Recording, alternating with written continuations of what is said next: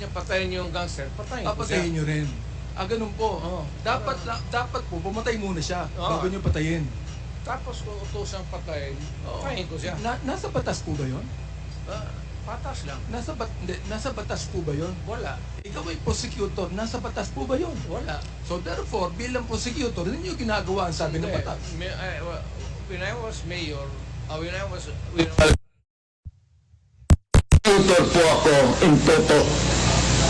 Talagang, well, I am bound by the law.